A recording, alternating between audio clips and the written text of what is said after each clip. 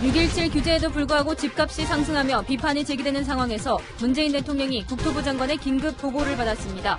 청와대 다주택 참모들에겐 이달 안에 주택을 처분하라는 강력한 권고가 내려졌습니다. 추미애 법무부 장관이 윤석열 검찰총장에게 전문 수사 자문단을 열지 말라고 수사 지휘를 내렸습니다. 윤 총장에 대한 최대 수준의 압박 카드를 던진 거라는 분석이 나옵니다. 검찰은 내일 열려던 자문단 회의를 열지 않겠다고 밝혔습니다. 코로나19 치료제인 렘데시비르가 처음으로 국내에서 환자 2명에게 투약됐습니다. 미국에선 1일 신규 확진자가 5만 명을 넘어서는 등 전 세계적으로 재확산 움직임을 보이고 있습니다. SK바이오팜이 상장과 동시에 상한가를 기록하면서 단숨에 시가총액 26위로 뛰어올랐습니다. 우리 사주를 배당받은 임직원들은 오늘 하루 1인당 평균 9억 원의 시세 차익을 받습니다. 폭행과 폭언에 시달리다 극단적인 선택을 한 트라이애슬론 국가대표 최숙현 선수 사건의 파장이 일파만파합니다. 이번 사건의 전말을 집중 보도합니다. 연쇄살인마 이춘재에 대한 수사가 34년 만에 마무리됐습니다. 14건의 살인과 9건의 성폭행을 저지른 것으로 드러났지만 공소시효가 모두 지나 처벌할 수 없게 됐습니다.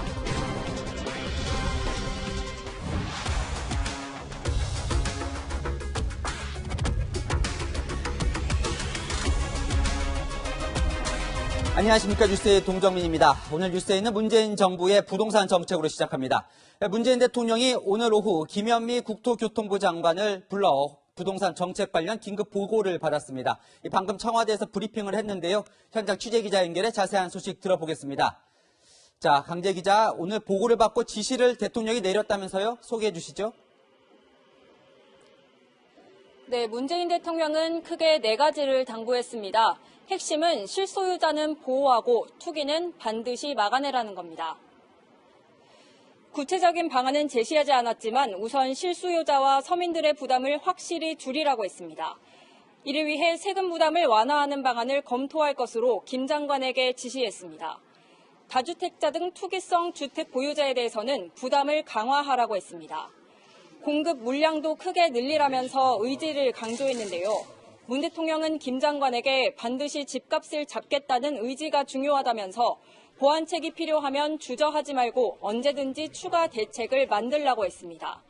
추가 대책을 예고한 것으로 풀이됩니다. 이날 김 장관의 긴급 보고는 대통령의 지시에 의해 이루어진 것으로 알려졌습니다. 부동산 정책에 대한 여론이 좋지 않자 대통령이 직접 나서 점검하는 모습을 보이려 한 것으로 보입니다. 추가 대책 얘기를 했는데 종합 부동산세도 강화하라 이런 얘기도 나왔다면서요? 네, 김 장관 보고를 받기에 앞서 청와대 참모들에게 지시한 내용인데요. 문 대통령은 종부세법 개정안을 21대 국회 최우선 입법과제로 처리하는 방안을 검토하라고 지시했습니다. 고가주택에 대한 종부세를 강화하는 종부세법 개정안은 지난해 12월 16일 정부가 발표한 종부세 강화 내용을 담고 있는데 20대 국회에서 처리되지 못해 다시 입법을 추진하는 겁니다. 지금까지 청와대 춘추관에서 채널A 뉴스 강지혜입니다. 대통령의 지시에 앞서 노영민 대통령 비서실장이 참모들에게 또 한 번 특별 지시를 내렸습니다. 집 한 채만 남기고 다 처분하라는 겁니다. 노 실장 본인도 2주택자인데요. 서울 반포와 충북 청주 두 채 중 어떤 아파트를 팔지를 잘못 공지하면서 해프닝도 벌어졌습니다. 최수연 기자입니다. 다주택 처분 이행하는 청와대 참모 즉시 교체하라! 교체하라! 다주택자 청와대 참모들에 대한 비판이 거세지자 노영민 비서실장이 다시 나섰습니다. 투기 지역 내 다주택자 참모들은 이달 내로 한 채만 남기고 모두 팔라고 강력 권고한 겁니다. 노 실장은 본인부터 아파트 2채 가운데 한 채를 팔겠다고 했습니다.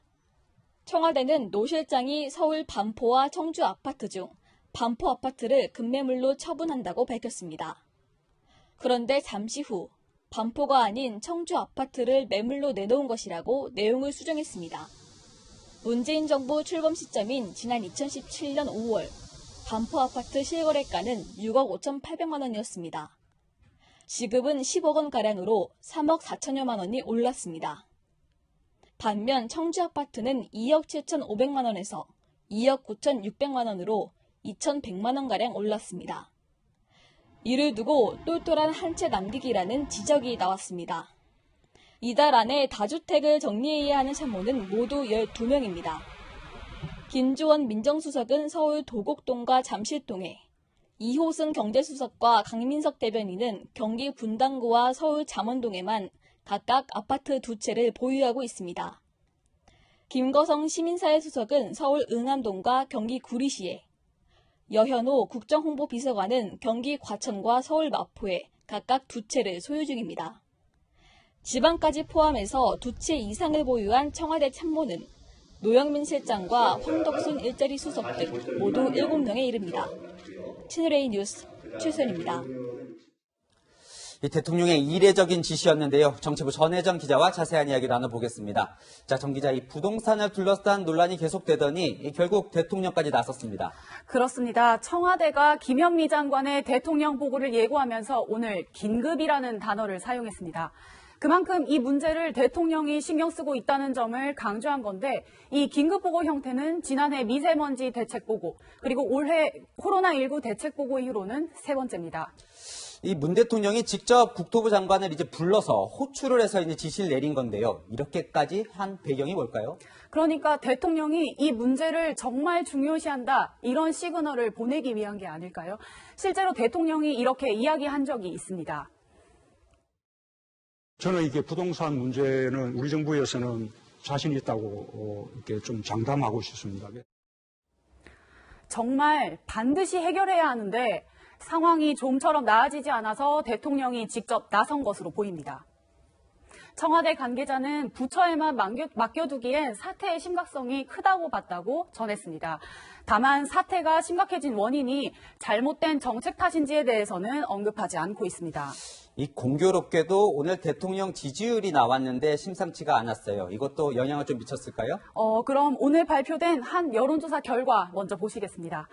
총선 이후 70%까지 치솟았던 문재인 대통령의 지지율, 보시는 것처럼 49.4%로 떨어졌습니다. 특히 현 정부의 핵심 지지층인 30대에서 부정평가가 점점 늘어나고 있는데요. 오늘 더불어민주당 지지율도 동반 하락했습니다. 청와대는 대통령 지지율에 대해서는 늘 일희일비하지 않는다, 이렇게 말하고 있는데요. 이번 여론조사 하나만으로 긴급보고와 지시가 이루어지진 않았겠지만 영향을 미친 건 맞는 것 같습니다.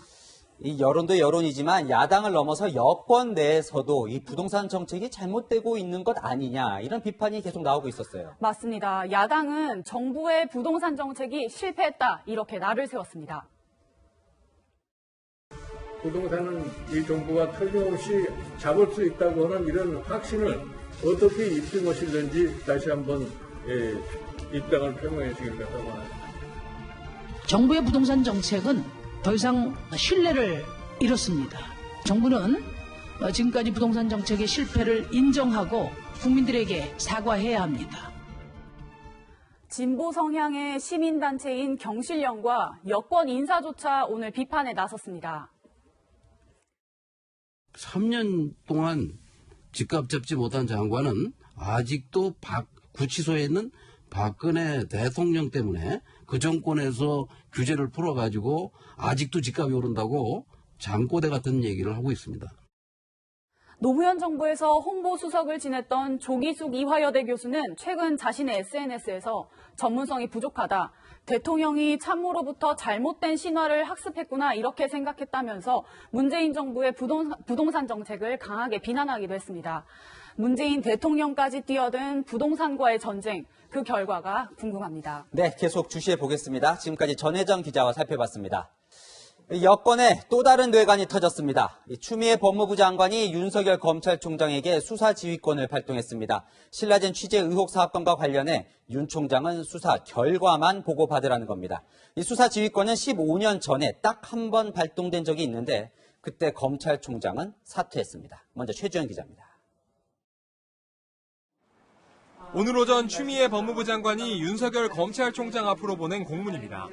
수사 지휘한 내용은 2가지입니다. 먼저 신라젠 취재 의혹 사건과 관련해 윤 총장이 소집을 결정한 전문수사자문단 심의 절차를 멈추라는 겁니다. 또 서울중앙지검 수사팀이 대검찰청의 지휘감독 없이 독립적으로 수사해 윤 총장에게는 수사 결과만 보고하라는 겁니다.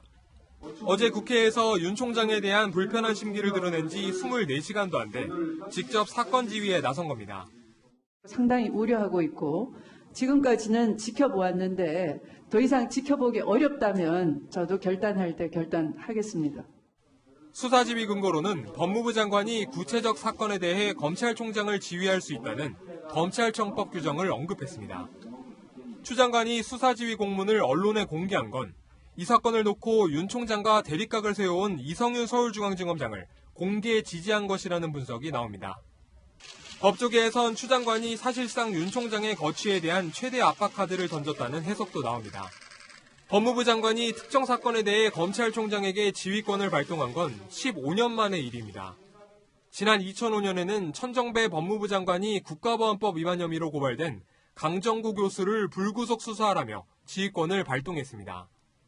당시 김종빈 검찰총장은 지휘를 수용한 뒤 검찰의 독립성 훼손을 이유로 사퇴했습니다.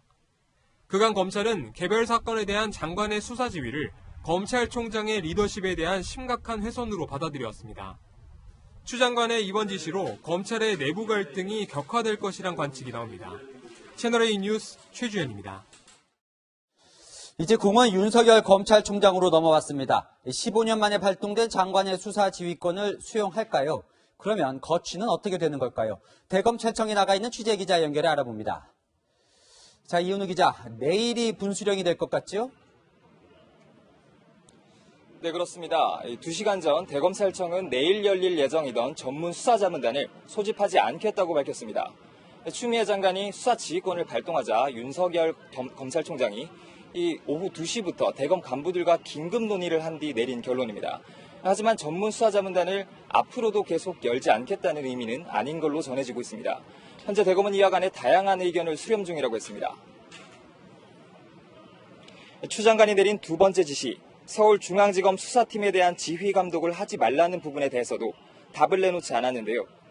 검찰 내부에선 수사자문단 심의 중단은 받아들일 수 있어도 수사팀에 대한 검찰총장의 지휘 감독권을 뺏는 건 검찰 조직을 통째로 뒤흔드는 조치라는 반발 기류도 만만치 않은 걸로 전해졌습니다. 윤 총장은 내일 각급 검사장들이 참여하는 긴급 회의 소집도 지시했는데요. 오전에는 고검장들이, 오후에는 지검장들이 모이는 회의가 잇따라 열릴 예정입니다. 윤석열 총장이 이 회의를 통해 어떤 결정을 내릴지, 또 거취 관련 언급을 할지 등에도 관심이 모아지고 있습니다. 지금까지 대검찰청에서 전해드렸습니다. 미래통합당은 추미애 법무부 장관에 대한 탄핵 추진을 예고했습니다. 이 추 장관의 아나무인인 언행이 광기까지 어렵다 이렇게 비판했는데요. 반면 민주당 의원은 윤석열 검찰총장 처벌을 요구하고 나섰습니다. 이민창 기자입니다. 총장의 직권이라 하더라도 선택적으로 하면 그것도 남용에 해당되는 겁니다. 장관의 말을 겸허히 들으면 좋게 지나갈 일을 세상 지휘랍시고 피가 지고 일을 더 꼬이게 만들었어요. 미래통합당은 윤석열 검찰총장을 연일 비판하고 있는 추미애 장관을 향해 광기가 흐른다고 비판했습니다. 추미애 장관의 행포가 정말 안하무인입니다. 어떻게 백주대낮에 법무부 장관이 검찰총장을 이렇게 핍박하고 난폭하게 공격할 수 있는지 아연할 따름입니다. 문재인 대통령에겐 추 장관의 해임을 요구했습니다. 검찰의 수사권 독립을 훼손했다는 건데 대통령이 해임하지 않으면 내일 장관 탄핵소추안을 발의하겠다고 밝혔습니다. 추 장관에 대한 통합당의 탄핵소추안 발의는 두 번째로 지난 1월 발의된 탄핵소추안은 본회의가 열리지 않아 자동 폐기됐습니다. 더불어민주당은 논란의 책임을 윤 총장에게 돌렸습니다. 만약에 윤석열 총장이 지시했다면 윤석열 총장을 처벌받아야 됩니다. 국회 법사위원장인 윤호중 민주당 의원은 윤 총장을 향해 조직을 위해 결단해야 한다고 압박하기도 했습니다. 채널A 뉴스 이민철입니다.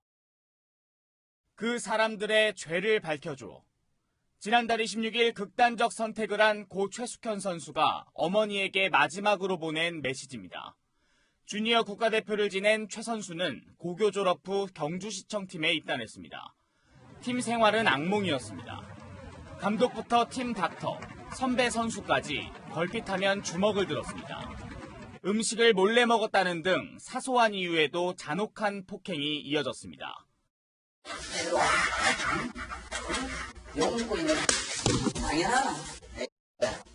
잘하리라 믿고 있고 우리 마음을 선생님들 마음을 잘 이해하리라 믿고 있는데 그러고 있는 게 당연해? 우리가? 아니요. 욕하고 있는 우리가 마음이 편하나? 응? 입에 담기조차 힘든 욕설도 서슴지 않았습니다. 뭐하는데? 국가는 다해. 야, 국가는 다해? 진짜 이걸 초벼가지고 센스가 필요 없어. 끔찍한 기억은 최 씨가 남긴 일기장에도 고스란히 담겼습니다. 폭언을 진짜 많이 해요. 근데 또 잘해줄 때는 또 엄청 잘해줘요. 사방에서 물총을 주는 거랑 똑같은 거예요. 그런 식으로 사람을 말려요. 계속. 소속팀을 옮긴 최 씨는 지난 2월 감독과 팀 닥터, 선배 선수 2명을 고소했고 검찰 수사가 진행 중입니다. 하지만 끝내 악몽에서 벗어나지 못하고 23살 젊은 나이에 생을 등졌습니다. 채널A 뉴스 조용민입니다. 참 듣기만 해도 마음이 아픕니다. 방금 들으신 음성 파일에서 최 선수를 폭행한 팀 닥터는 물리치료를 하기 위해 방문하던 사람입니다. 폭행을 주도했는데 팀 소속도 아니고 의사 면허도 없었습니다. 이어서 배영진 기자입니다. 검은 마스크를 쓴 남성이 체육회 건물로 들어옵니다. 고 최숙현 선수에게 폭언과 폭행을 한 혐의를 받는 경주시청 트라이 애슬론 팀 감독입니다. 가혹행위 인정하십니까? 최숙현 선수한테 뭐 하고 싶은 이야기 따로 없으세요? 경주시 체육회는 최 선수가 고발한 감독과 선배 선수 2명을 불러 조사를 벌였고 감독에게 직무 정지 조치를 내렸습니다. 하지만 폭행을 주도한 팀 닥터는 조사 대상에서 빠졌습니다. 선수단 소속이 아니기 때문입니다. 심지어 의사 면허조차 없는 것으로 드러났습니다. 인정하는 것도 많고 처음에 자기가 의사라고 했다가 지금 의사가 아닌 걸로 나왔고. 감독과 지인 사이인 팀 닥터는 매년 10달씩 팀에 합류해 선수들 물리치료를 맡은 것으로 알려졌습니다. 월급은 선수들이 매달 100만 원씩 내는 것으로 충당했습니다.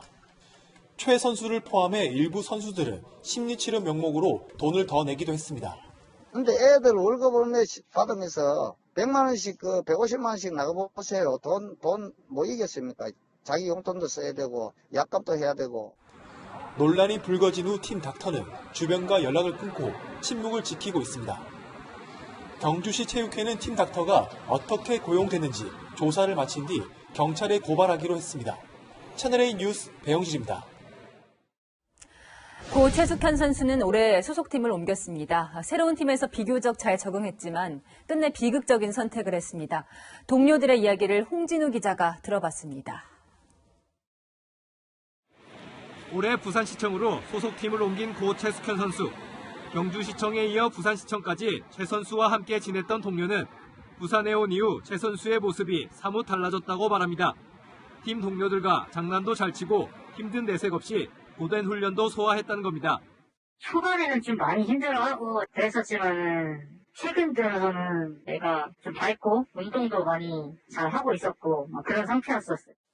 하지만 마음속 아픈 상처는 끝내 지우지 못했습니다. 용기를 내 전 소속팀에서의 폭행과 폭언 피해 사실을 알렸지만 해결된 건 하나도 없었고 오히려 압박만 커졌다는 겁니다. 주변에서 잘 안 될 거라는 이런 부정적인 것들을 좀 많이 들었던 모양이더라고, 숙현이가. 그러니까 이제 본인은 정말 억울하고 이런데. 선수층이 많지 않은 좁은 스포츠계에서 누구도 같은 편이 돼주지 못했고 외톨이로 남은 최 선수는 끝내 숙소에서 쓸쓸히 극단적 선택을 했습니다. 동료 선수들은 늦게나마 가해자 고소와 피해 증언에 힘을 보태기로 했습니다. 부당한 대우를 받는 체육계통의 그런 습관들, 관습들을 좀 없애기 위해서 최대한 도와줄 생각입니다. 증거도 찾고 증인들도 계속 찾고 있고. 파장이 커지면서 정부는 최숙현 사망 사건 특별조사단을 구성했고 야당에서도 진상조사팀을 꾸리는 등 대책 마련에 나서고 있습니다. 하지만 비극적인 결과가 나온 뒤에야 뒷북 조사를 한다는 비판은 피할 수 없어 보입니다. 채널A 뉴스 홍진호입니다. 지난해 9월 채널A의 특종 보도로 세상에 다시 꺼내진 사건이죠. 역대 최악의 장기 미제 사건이었던 이춘재 연쇄 살인 사건 수사가 34년 만에 마무리됐습니다. 경찰은 이춘재가 14명을 살해하고 9명을 성폭행했다는 결론을 내렸습니다. 신선미 기자입니다. 이춘재는 반사회적 인격장애를 가진 사이코패스였습니다. 수사 초기에는 피해자들에게 미안하다며 반성하는 모습을 보였지만 이후 태도가 돌변했습니다. 진단검사에서도 사이코패스 성향이 뚜렷하게 드러났습니다. 범행 원인을 피해자에게 전가하고 자신의 건강 및 교도소 생활만을 걱정하는 등 이중적이고 자기중심적인 모습을 보였습니다. 경찰이 교도소에 수감 중인 이춘재를 접견 조사한 건 모두 52차례. 단 한 차례의 접견도 거부하지 않았습니다. 오히려 여성 프로파일러의 손을 잡아봐도 되는지 물어보는가 하면 자신과 관련된 언론 보도를 궁금해하기도 했습니다. 경찰은 내성적인 이춘재가 기갑부대에 입대해 탱크를 몰면서 처음 성취감을 느낀 것으로 봤습니다. 문제는 저녁 이후에 나타났습니다. 스트레스가 가중된 욕구 불만의 상태에서 상실된 자신의 주도권을 표출하기 위하여 성범죄를 저지르기 시작한 것으로 분석되었습니다. 죄책감은 아예 없었고 범행 수법은 잔혹하다 못해 가학적으로 바뀌었습니다. 이춘재는 처음 접견 조사에서 범행을 완강히 부인했지만 DNA가 일치한다는 사실을 인지한 4차 접견부터 범행을 자백했습니다. 경찰은 이춘재가 14명을 살해하고 34명을 성폭행한 것으로 확인했습니다. 다만 성폭행의 경우 입증 자료가 충분한 9건만 검찰에 넘겼습니다. 과거 수사에서 불법 행위를 저지른 경찰관과 검사 등 9명도 검찰에 송치했습니다. 하지만 공소시효가 만료돼 모두 처벌은 이뤄지지 않을 것으로 보입니다. 채널A 뉴스 신선미입니다. 코로나19 치료제로 긴급 승인된 렘데시비르가 오늘 처음으로 국내 환자에게 투약됐습니다. 비싼 약이지만 무상으로 공급됐는데요. 그런데 확산세가 꺾이질 않습니다. 오늘도 확진자 수는 50명이 넘었습니다. 이번엔 광주가 걱정입니다. 이다혜 기자입니다. 코로나19 치료제로 긴급 승인된 렘데시비르가 오늘 처음으로 국내 중증 환자 2명에게 투약됐습니다. 하지만 신규 확진자 증가세는 이어지고 있습니다. 서울 KT 광화문 사옥에서 30대 남성 직원이 확진돼 건물 전체가 임시 폐쇄됐습니다. 2,000명 넘는 직원들은 전부 재택근무에 들어갔습니다. 송파구에 있는 삼성 SDS와 동대문구의 한 병원에서도 확진자가 발생했습니다. 광주에선 전국에서 가장 많은 22명의 확진자가 나왔습니다. 광주의 누적 확진자는 모두 78명인데 이 중 45명이 최근 닷새간 발생했습니다. 광륵사 관련 확진자가 방문한 금양빌딩 방문자가 다니는 교회와 이 방문자의 직장인 요양시설로 2차, 3차 감염이 이어지고 있는 겁니다. 광주로 바이러스가 유입된 경로는 아직 확인되지 않고 있습니다. 그 연결고리를 추적할 수 있는 경우도 있었고 그렇지 못한 경우도 있었는데 아직까지는 광주의 경우에는 조사를 진행하고 있다는 겁니다. 전국에서 유일하게 거리두기 2단계로 격상된 광주 시민들은 불안감을 호소합니다. 걱정이 되죠. 저희 집안에 아빠가 기전질환이 있어요. 옮길까봐 걱정돼요. 당연한 거라고 생각합니다. 그렇게 해야 사람들이 안 모이고 국가에서 나서야 좀 시민들이 의식을 느낀다고 생각합니다. 방역당국은 광주 등 호남권 확진자가 늘면서 병상 확보 대책을 마련 중입니다. 또 종교시설 관련 소모임을 규제하는 방안을 검토하고 있습니다. 채널A 뉴스 이다혜입니다. 52,000명, 하루 사이에 미국에서 늘어난 코로나19 확진자 수입니다. 하루 확진자 수로는 지금까지 최고인데요. 그만큼 빠르게 늘고 있다는 겁니다. 이런 무서운 확산세에 트럼프 대통령도 결국 마스크를 쓰기 시작했습니다. 최성 기자입니다. 마스크 착용을 권고하는 기자회견에서조차 마스크를 쓰지 않고 나타났던 트럼프 대통령. And why are you opposed to wearing one yourself? I just don't want to wear one myself. It's a recommendation. They recommend it. 이젠 태도를 180도 바꿨습니다. I think masks are good. I would wear if I were in a group of people and I was close. You would wear one. Oh, I would. Oh, I have. I mean, people have seen me wearing one. 무서운 속도로 불어나는 미국 내 코로나19 확진자 수와 무관치 않다는 분석이 나옵니다. 미국 전역에서 24시간 사이 신규 확진자 수는 52,000명을 넘어서 코로나 사태 이후 최다를 기록했습니다. 누적 확진자는 268만 명, 사망자는 13만 명에 가깝습니다. 길어지는 코로나 사태 속에 긴장이 풀린 듯한 곳은 미국만이 아닙니다. 체코 프라하 도시의 상징인 카를교 위에 500m 길이로 설치된 식탁. 모임 금지령이 완화되자 마스크를 쓰지 않은 시민들이 한꺼번에 모여 만찬을 즐깁니다. Takovým obdobím, který byl vlastně hodně těžký a doufám, že už se nevrátí a že vlastně je to i taková trošku oslava života, že už jako se nebojíme doma, ale že jdeme ven. 잉글랜드 프로축구 리그에서 우승한 리버풀 팬들 2천여 명은 불꽃놀이를 즐기느라 거리두기를 잊었습니다. For the past week, the number of new cases has exceeded 160,000 on every single day. 60% of all cases so far have been reported just in the past month. 급격한 확산세 속에 세계보건기구는 전문가 2명을 중국에 파견해 코로나19 기원에 대한 논란을 규명하는 방안을 추진하기로 했습니다. 채널A 뉴스 최선입니다.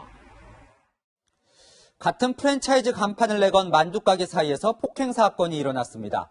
배달 상권이 겹치다 보니 과열된 경쟁이 빚은 몸싸움이었습니다. 이 소상공인 모두가 힘들어진 코로나19의 한 단면입니다. 먼저 권솔 기자입니다. 검은 티셔츠를 입은 남성이 만두가게 문을 열고 들어옵니다. CCTV 사각지대로 사라진 남성. 잠시 뒤 가게 직원이 남성을 말리지만 계속 덤벼들려고 합니다. 근처에서 같은 프랜차이즈 만두가게를 운영하는 남성이 찾아와 위협한 겁니다.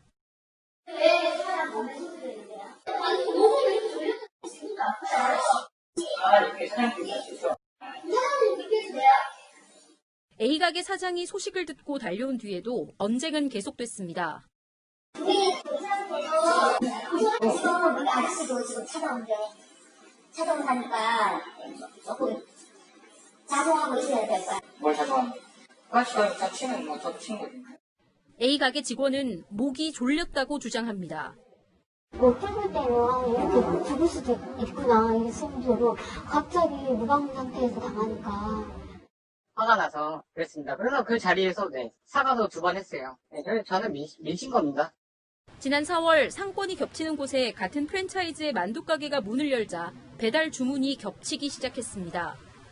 기존에 장사를 해온 A 가게는 결국 배달료를 없앴는데 B 가게가 배달 앱에 상도덕이 없단 후기글을 남기자 A 가게가 본사에 항의하며 싸움이 커졌습니다. 배달이 한 20만 원밖에 안 나오는 매장인데 5만 원 나오니까 저희도 그 지점에 양보를 하면서 협의를 하려고 하는데 A 가게는 B 가게 관계자를 폭행 혐의로 경찰에 고소했습니다. 경찰은 CCTV를 분석한 뒤 양측을 불러 조사할 계획입니다. 채널A 뉴스 권솔입니다. 코로나19 장기화로 배달 경쟁이 점점 치열해지면서 이런 일은 언제든 또 벌어질 수 있습니다. 이렇게 가까운 거리에 가맹점을 내준 프랜차이즈 본사가 해결을 해야 할 텐데요. 법적 근거가 없다며 뒷짐만 지고 있습니다. 이어서 김민곤 기자입니다. 폭력 사건이 불거진 두 만두가게의 거리는 1.2km에 불과합니다. 가까운 거리인 만큼 배달 상권 경쟁은 예견된 일이었습니다. 가맹점을 내준 본사는 배달 권고 영역을 반경 1.5km로 설정했지만 강제할 수는 없다는 입장입니다. 점주의 항의에도 알아서 해결하라는 말만 반복합니다. 저 지금 매장을 폐점을 할 수는 없잖아요. 저기 폐점시키면 사장님도 마음이 편하세요? 최근 코로나19 사태로 주문 배달이 늘면서 경쟁은 더 치열해졌습니다. 같은 프랜차이즈 매장이 가까이 있을 경우 비슷한 갈등도 벌어집니다.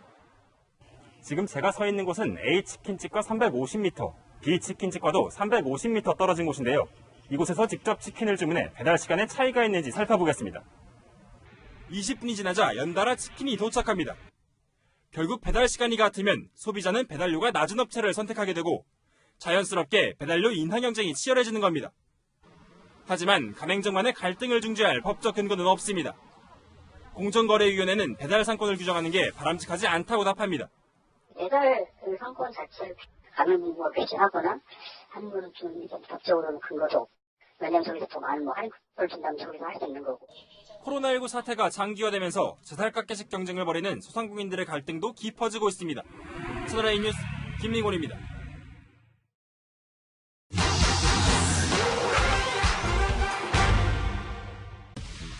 사실만 짚어드리는 팩트맨입니다. 134만 명이 구독하는 인기 유튜버. 생방송 중에 치킨과 피자를 주문합니다.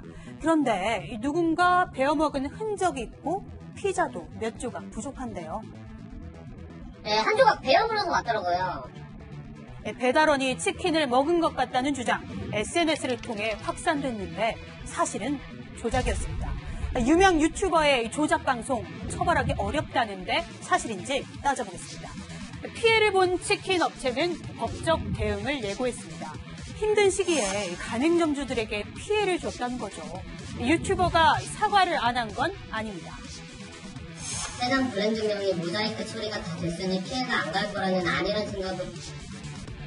업체명을 가렸어도 정보통신망법상 명예훼손으로 7년 이하 징역이나 5천만 원 이하의 벌금형을 받을 수 있는데요. 처벌 기준은 공개된 공간, 비방 목적의 정보를 올리고 그 대상이 특정됐을 텐데 이번 사건은 유튜브에 조작 영상을 올렸고 영상 속에 제품과 댓글로 어떤 업체 제품인지 알 수 있었던 겁니다. 엄청난 명예성을 가지고 있는 플랫폼이라고 볼 수가 있고 그 방송을 보는 사람들은 그 업체를 이제 인식을 할 수 있었던 상황이다. 조작 방송을 둘러싼 논란 처음이 아닙니다. tik장애를 과장해 1,000만 원 가까이 수익을 올린 또 다른 유튜버. 별다른 제재를 받지 않았는데요. 조작 영상으로 조회수를 올려서 돈을 벌었으니 사기 아니냐 할 수 있겠지만 처벌은 어렵습니다. 사기죄는 속은 사람과 돈을 지급한 사람이 같아야 성립하는데 이 경우엔 속은 사람은 시청자지만 광고 수익을 준 사람은 유튜브를 가진 구글이라 일치하지 않죠. 유튜브 측은 문제 채널은 지침에 따라 삭제한다지만 성적 콘텐츠나 인종차별 등 외에는 조작, 허위 사실에 대한 제재가 쉽지 않다는 지적입니다. 이 밖에도 궁금한 점은 팩트맨 많은 분들입니다. 오늘 오후 서울 시내 한복판 한강공원으로 주한미군 헬기가 비상 착륙했습니다. 인근에 아파트 단지도 있었고 공원에 나온 사람도 있어서 아찔한 상황이었습니다. 정다은 기자입니다. 서울 이촌동 한강공원 공터에 출입 통제선이 설치됐습니다. 통제선 안에 미군 헬기가 서 있고 군인들이 주변을 지키고 있습니다. 주한미군 소속 블랙호크 헬기가 비상 착륙한 건 오늘 오후 3시 50분쯤. 용산기지에서 이륙해 평택 미군기지로 향하던 중 5분 만에 엔진 이상으로 불시착한 겁니다. 당시 헬기엔 미군 5명이 타고 있었지만 인명피해는 없었습니다. 착륙 과정에서 공원에 설치된 천막과 위성 안테나가 프로펠러 바람에 뽑히기도 했습니다. 헬기가 기우뚱 이러면서 날라 내려오는 거야. 나는 지붕에 앉을까봐 겁이 나가 뛰어나왔는데 그나마 지붕을 거쳐서 저기 앉은 거예요. 착륙 지점 바로 건너편인 이촌동에는 1,000세대가 넘는 아파트 단지가 밀집해 있고 공원에 나온 사람도 많아 자칫 아찔한 사고로 이어질 뻔했습니다. 미군은 점심때 헬기 안전검사를 했고 평택기지에서 용산으로 35분간 비행했을 때는 문제가 없었다고 밝혔습니다. 주한미군은 오늘 밤 헬기를 옮겨 정확한 사고 원인을 조사할 계획입니다. 채널A 뉴스 정다은입니다. 우리나라 바다를 뒤덮은 해양 쓰레기 얼마나 심하면 피해액도 연간 수천억 원, 다 걷는데도 수천억 원이 듭니다. 김태형 기자가 바다 쓰레기 수거 현장에 동행했습니다. 바다에 뜬 부표를 걷어올리자 물고기 대신 쓰레기가 올라옵니다. 끝도 없이 올라온 쓰레기는 금방 어선을 가득 채웠습니다. 어민들이 바다에서 쓰레기를 끌어올리고 있는데요. 주로 저런 폐어구들이 줄줄이 나오고 있습니다. 비닐과 캔 같은 생활 쓰레기부터 냉장고 부품까지 피어나옵니다. 쓰레기에 비엉킨 해삼까지 발견됩니다. 쓰레기하고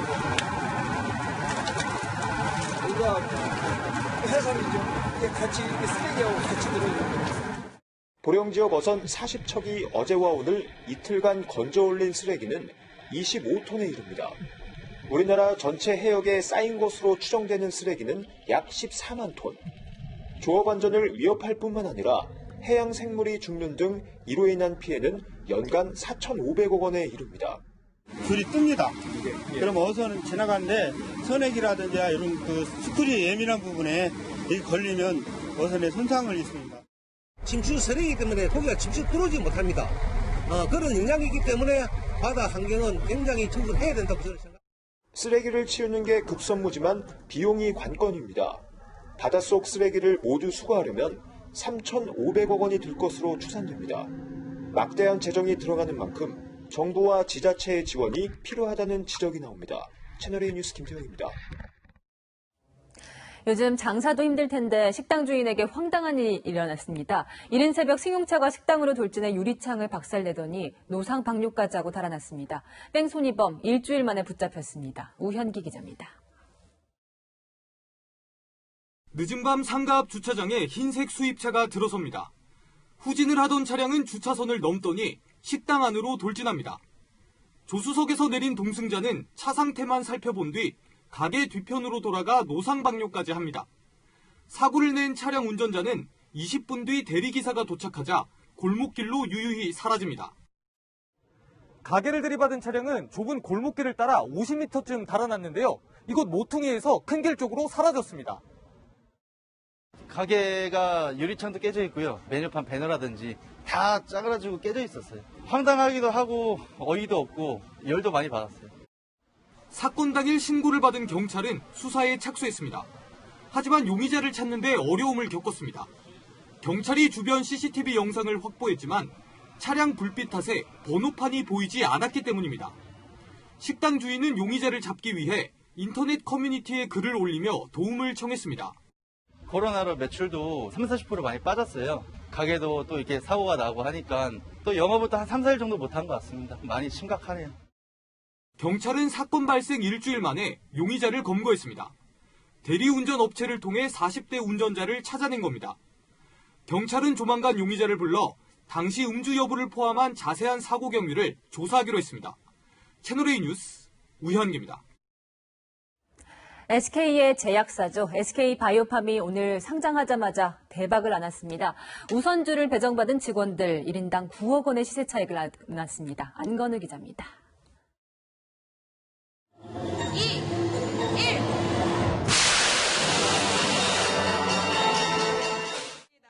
SK바이오팜의 이틀 전 공모가는 49,000원. 개장 전부터 매수가 몰리며 주가는 2배 오른 상태로 출발했습니다. 시초가는 98,000원으로 결정되었습니다. 30분 만에 상한가인 127,000원까지 오르며 시가총액 26위로 뛰어올랐습니다. 꿈을 꾸고 있는 것 같습니다. 먼저 주식을 받았던 SK바이오팜 직원들은 1인당 9억 원의 시세 차익을 거뒀고 323대 1의 경쟁률을 뚫고 공모주 청약에 성공한 개미들도 수익률 160%를 기록했습니다. 전 공모주 청약을 하지 않아서 제가 오전 9시 20분쯤에 직접 매수 주문을 했거든요. 그런데 장이 끝날 때까지 사지 못했습니다. 이유가 있었는데요. 저보다 먼저 주문을 하고도 아직도 계약이 체결이 안 된 주식이 2천만 주가 넘습니다. 흥행은 일주일 전 청약 모집에 31조 원의 역대 최대 증거금이 몰렸을 때부터 예견됐습니다. 그냥 은행에다 넣어놓으면 이율이 적고 그렇다고 부동산을 투자하거나 그 정도의 금액은 아니니까 공모는 해볼 생각이에요. 돈이 엄청 많은 사람들만 하는 줄 알았고 반복도 무조건 투자하는 줄 알았는데 어플로 이제 클릭 한 번으로 되니까 편하더라고요. BTS의 소속사 빅히트 엔터테인먼트와 카카오 게임즈도 기업 공개를 앞둬 공모주 청약 열기는 뜨거울 전망입니다. 부동산 쪽으로 돈이 흘러가는 것보다는 이 경영자들이, 기업인들이 충분히 이런 가치 창출에 집중을 할 수 있게끔 된다면 국가 장래를 위해서도 굉장히 좋고요. 기업 공개 시장의 흥행이 이어지려면 기업이 투명한 회계로 투자자 친화적인 환경을 만들어야 한다는 조언도 나옵니다. 채널A 뉴스 안건우입니다. 계기판 속 주행거리 믿고 운전했는데 시동이 꺼지면 당황스럽겠죠. 정부가 이렇게 시동 꺼짐과 불날 위험 있는 차량들을 전면 리콜하기로 했습니다. 박지혜 기자와 확인해 보시죠. 고속도로 한복판에 멈춰선 티볼리 차량. 엔진룸에서는 불길이 타오릅니다. 이 차종은 화재 위험뿐만 아니라 가속 페달이 제대로 밟히지 않는 등 논란이 끊이지 않았습니다. 30분 동안 10차례나 이상 현상이 확인됐습니다. 정부가 해당 차종에 대해 조사에 착수했습니다. 정부는 해당 차종을 포함해 차량 10만 9천 대를 리콜하기로 했습니다. 대상은 쌍용차와 현대차, 포르쉐, 벤츠 등 6개 회사에서 제조하거나 수입해 판매한 10개 차종입니다. 쌍용차의 티볼리와 코란도 차량은 연료 공급 호스에 미세한 균열이 발견됐습니다. 만약 이 균열 사이로 가연성 물질인 연료가 새어나오면 뜨거운 엔진의 영향으로 불이 붙기 쉽습니다. 1년에 5천 건 이상의 화재가 생길 때 90%가 엔진룸 쪽에서 생겨요. 인명 손실까지 생길 수 있는 굉장히 위험한 상황이 될 수가 있습니다. 현대차의 GV80은 계기판에 주행 가능 거리가 과도하게 높게 표시되는 걸로 드러났습니다. 이것만 믿고 운전하다가는 연료가 떨어져 갑자기 시동이 꺼질 수도 있습니다. 메르세데스 벤츠 S560 등 4개 차종은 엔진오일 막의 내구성이 부족해 엔진이 손상될 가능성이 확인됐습니다. 포르쉐 카이엔도 변속기 결함으로 역시 리콜 대상입니다. 이번 리콜 대상 차량들은 오늘과 내일부터 공식 대리점에서 무상으로 수리할 수 있습니다. 채널A 뉴스 박재입니다. 아기를 혼자 눕혀놓는 경사진 요람 바운서 육아용품으로도 많이 쓰십니다. 국내에서 판매되는 바운서 9개 제품을 살펴봤는데 등받이 각도 때문에 아이들이 질식할 위험이 있다고 합니다. 박정석 기자가 취재했습니다. 아기를 혼자 눕힐 수 있는 경사진 요람 바운서. 등받이 경사를 재보니 측정기에 30도 가까이 기울어졌다고 뜹니다. 국내 온라인 판매 상위 9개 제품 조사 결과 모든 제품의 등받이 각도가 질식사고 위험이 있는 수준으로 확인됐습니다. 등받이 기울기가 가팔라질수록 영아가 몸을 뒤집거나 고개를 돌릴 경우 기도가 막히는 등 질식사고로 이어질 확률이 높다는 겁니다. 실제 미국에서는 지난 2005년부터 15년간 기울어진 요람으로 인해 질식사고가 73건이나 발생했습니다. 이 때문에 미국과 유럽에서는 등받이 각도가 10도 이내인 유아용 침대에서만 아기의 수면을 허용합니다. 그러나 국내에선 바운서의 등받이 각도가 80도까지 허용됩니다. 조사 제품 9개 모두 등받이 각도가 14도에서 66도로 국내 기준은 충족했지만 선진국의 제한 기준엔 미흡한 겁니다. 또 8개 제품은 수면을 연상시키는 광고를 하고 있어 안전사고가 날 가능성이 있는 것으로 나타났습니다. 미흡한 안전규정에 아기를 키우는 부모들은 당황스럽다는 반응입니다. 아기를 자꾸 눕혀놔야 된다는 생각에 그걸 많이들 사용을 했는데 그게 막 질식이 된다고 한다면 바운서를 저희도 사용을 안 했겠죠. 흔들흔들 해주면 아기를 이제 좀 재우면서 엄마 아빠가 좀 쉴 수 있고 뭐 그런 식으로 이제 광고를 했던 것 같거든요. 한국소비자원은 경사진 요람에서 영아 수면을 금지하도록 국가기술표준원의 안전기준 강화를 건의할 계획입니다. 채널A 뉴스 박정서입니다. 해고 금지 조항을 반드시 넣어야 한다. 민노총 내부 강경파의 이 요구가 22년 만에 노사정이 힘들게 도출한 합의안 통과를 막았습니다. 오늘 민노총 내부 회의가 열렸는데 대화파들마저 돌아섰습니다. 이상현 기자입니다. 민노총 중앙집행위원들이 노사정 합의안을 폐기할지 말지 최종 결정하기 위한 회의에 들어갔습니다. 노사정 대표자들은 당초 어제 코로나 위기 극복을 위한 합의문을 발표할 예정이었지만 행사 15분 전에 민노총 불참 통보로 취소됐습니다. 민노총 강경파들이 김명환 위원장을 막아서면서 협약식이 무산됐고 아예 합의안을 폐기하자고 나선 겁니다. 강경파들은 합의문에 독소 조항이 포함돼 있어 받아들일 수 없다고 반발하고 있습니다. 해고 금지에 대한 구체적인 내용이 없고 휴업, 휴직 등에 협조한다는 내용이 대량 해고로 이어질 수 있다는 이유에서입니다. 대화파인 김 위원장의 지지 세력마저 동조하고 나서면서 결국 노사정 합의는 무산될 걸로 보입니다. 22년 만에 노사정 대타협을 기대했던 정부는 물론 민주당도 유감을 표시했습니다. 대화에 참여했던 다른 대표들과 국민들께 실망을 드린 민주노총에 대해 매우 유감스럽게 생각합니다.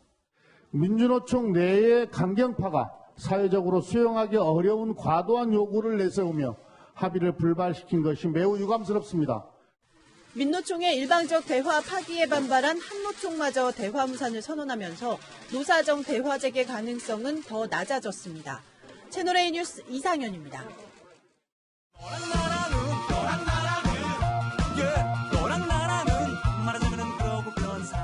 11시 시작합니다. 정치부 이동훈 기자 나와 있습니다. 오늘의 주제 볼까요? 네.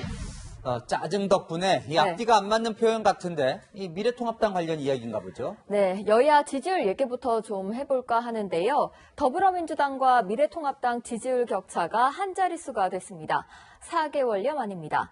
5월 중순까지만 해도 20%포인트 가까이 차이가 났는데 오늘 발표된 여론조사 결과 8.1%포인트 차이로 좁혀졌습니다.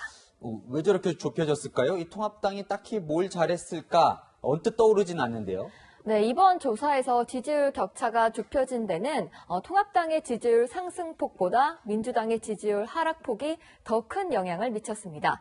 통합당은 올해 당 최고 지지율 35.1%는 아직 회복하지 못하고 있습니다. 통합당 스스로는 이 현상에 대해서 어떻게 분석하고 있습니까? 김종인 통합당 비대위원장의 말을 들어보시죠. 국민의 짜증을 내게 하는 거죠. 예를 들어서 이 국민의 짜증이 날 수밖에 없어요. 이런 정보가 없었다고 아주 특별한 지금 국민들에게 짜증을 낼 수밖에 없는 겁니다. 야당이 잘해서가 아니라 정부와 여당이 국민을 짜증나게 하니까 야당을 지지했다는 취지입니다. 여당 독주에 대한 견제 심리도 좀 작동하는 것 아닌가 싶기도 하고요. 네, 민주당은 국회 상임위 18개 중 17개 자리를 독차지했는데요. 여론의 반응은 좋지만은 않습니다. 민주당의 국회 상임위원장 단독 선출에 대해 국민 절반 이상이 잘못됐다고 평가했고 잘한 일이라고 생각한다는 응답은 38.5%에 그쳤습니다. 네, 이 통합당이 잘해서 오른 건 아니다는 게 이 통합당 내부의 분석이 같기도 한데 그러면 김종인 위원장은 요즘 뭘 하고 있습니까? 네, 김종인 위원장은 계속 대선 주자 얘기를 하고 있습니다. 어제는 당 밖에서도 꿈틀꿈틀거리는 사람이 틀림없이 있다고 말했는데 늘 그렇듯 누군지는 밝히지 않았습니다. 누군지는 밝히진 않았지만 누가 있긴 있나 보지요? 백종원 씨 얘기도 했었는데. 백종원 씨는 이제 그냥 하는 말이었고요. 아직 특정인을 염두에 두지는 않았다고 합니다. 통합당의 후보를 가급적 많이 만들어서 후보 경쟁력을 키우고 국민의 관심도 끌겠다는 전략에서 나온 발언으로 보면 될 것 같습니다. 요즘 김 위원장 사무실로 대선을 꿈꾸는 정치인들이 많이 찾아오고 있다고 하는데요. 노무현 전 대통령도 해수부 장관 시절 자신을 찾아와 대통령이 되는 걸 도와달라고 했다는 이야기를 지인들에게 하곤 합니다. 남이 못해서 어부지리로 얻는 지지율 말고 대한야당의 모습이 보고 싶습니다. 지금까지 여랑야랑이었습니다. 방금 들어온 내용입니다. 앞서 보도한 내용과 관련해 민주노총이 코로나로 우려로 예정되었던 집회를 연기하기로 했다고 밝혔습니다. 다음 뉴스입니다. 홍콩 보안법이 시행된 첫날인 어제 무려 370명이 체포됐습니다. 이민하려는 홍콩 시민이 늘고 있습니다. 영국이 먼저 홍콩인의 망명 신청을 승인했고 대만과 미국도 준비하고 있습니다. 베이징 성혜란 특파원입니다. 홍콩 주재 영국 총영사관에서 근무했던 사이먼 정은 공안에 붙잡혀 2주 동안 감금돼 고문당했다고 폭로했습니다. In a protest, what the UK roles behind the protest. They hung me up, and then I've been put shackled. 중국 정부는 선전으로 출장 나온 사이먼 정이 불법 성매매 혐의로 붙잡혔다며 영상을 공개했지만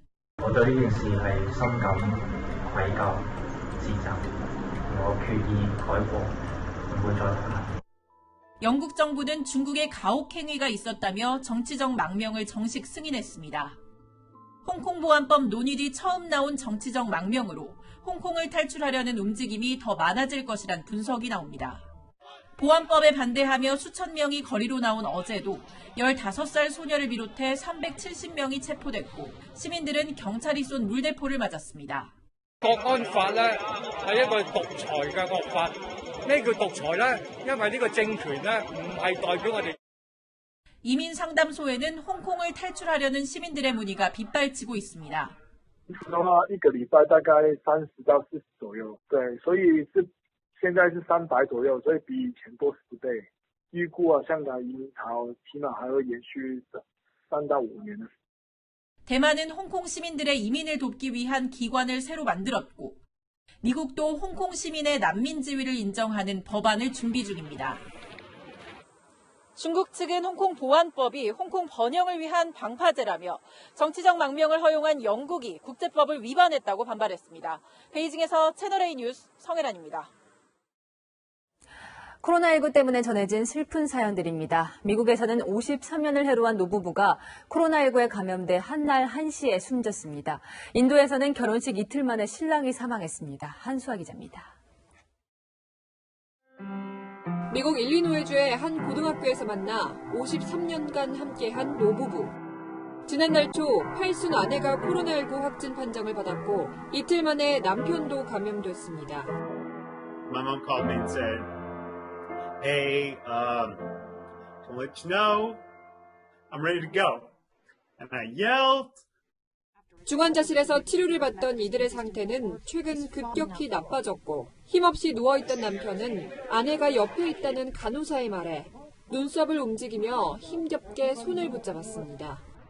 아내가 먼저 세상을 떠났고 25분 뒤 남편도 눈을 감았습니다.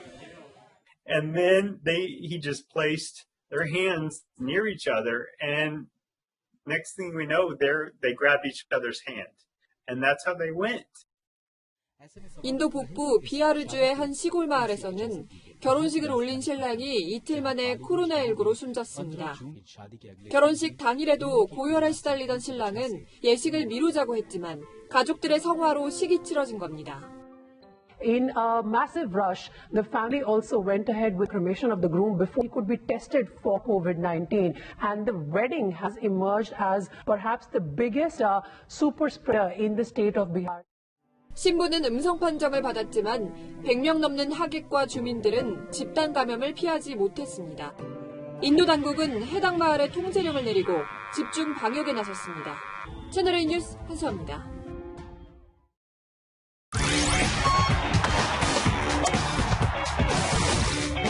안녕하십니까. 스포츠 뉴스입니다. 어제 프로야구에선 KT의 강타자 강백호가 마치 직선 타구처럼 홈런을 때려냈는데요. 오늘은 어떨까요? 잠실로 가보겠습니다. 김유빈 기자, 현장 분위기 전해주시죠.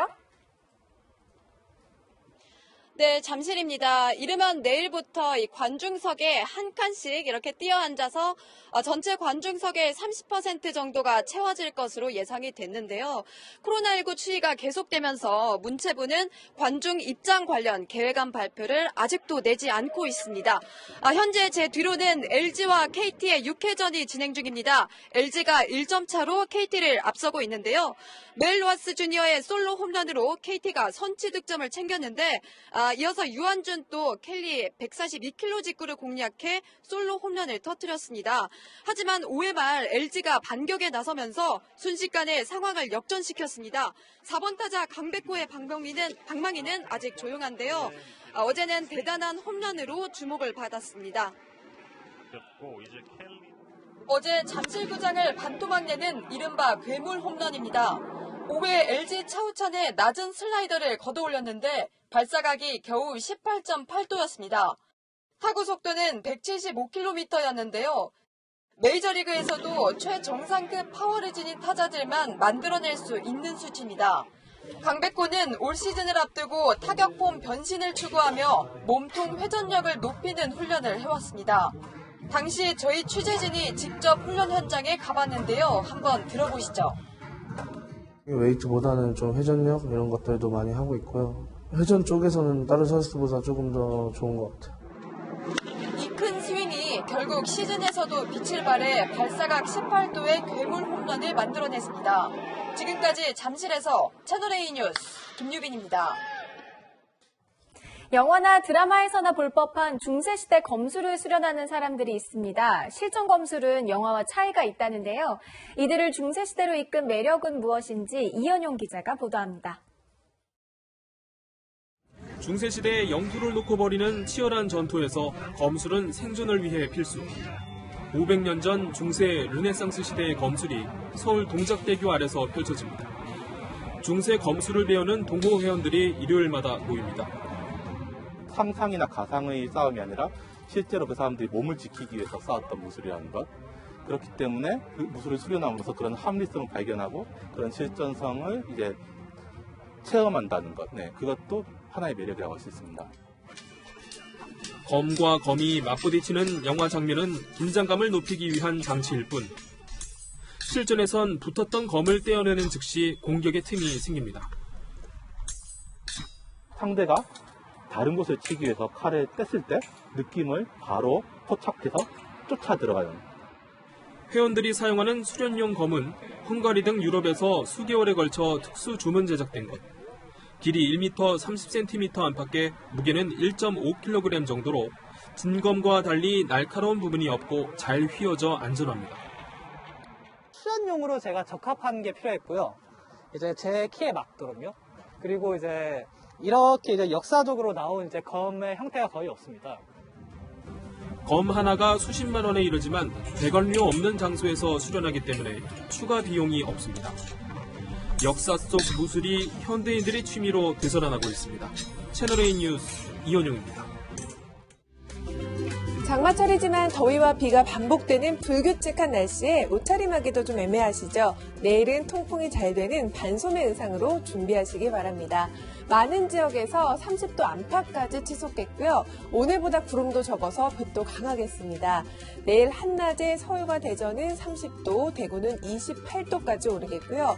한낮에는 자외선 지수와 오존 농도가 높아서 가급적이면 긴 시간 외출을 피하는 게 좋습니다. 내일 내륙은 내내 쾌청하겠습니다. 제주와 남해안 지역은 장마전선의 영향을 받겠고요. 제주도는 내일 20에서 60mm의 적지 않은 장맛비가 쏟아지겠습니다. 경기 북부 지역과 강원 영서 북부에는 정오 무렵부터 저녁 사이 5에서 40mm의 소나기도 지나겠습니다. 연이은 습한 날씨에 식중독 발병이 늘어나고 있는데요. 손 씻기와 음식 보관에 더 신경을 써주셔야겠습니다. 장맛비는 내일부터 이틀간 물러난 뒤 일요일에는 남부지방을 시작으로 전국 많은 지역에 다시 영향을 주겠습니다. 날씨였습니다. 살지도 않는 집을 왜 가지고 계시는 거예요? 파라군에 집 파시겠습니까? 안 파시겠습니까? 강남의 주택은 부동산에 내놓은 지가 좀 됐습니다. 저희 집 좀 팔아주십시오. 2년 전 강남 아파트를 서둘러 팔았던 김상곤 전 부총리. 당시 23억 원에 팔았던 아파트가 지금 35억 원이 됐습니다. 욕먹어도 눈 딱 감고 갖고 있었으면 12억 원을 벌었겠죠. 호되게 질책을 받았던 김 전 부총리가 요즘 청와대 참모들에 비하면 차라리 낫다는 재평가를 받습니다. 비서실장이 2채 이상 집은 정리하라고 일찌감치 경고했지만 청와대 참모들은 팔지 않고 버텼습니다. 어제 경실련 발표 보면 그 덕분에 수도권 집 2채로 3년간 평균 7억 원을 벌었다고 합니다. 솔직히 묻고 싶습니다. 지금껏 내놓은 21번의 부동산 대책으로 진짜 집값이 떨어질 거라고 믿었다면 아직 왜 안 파셨습니까? 내일도 뉴스에입니다.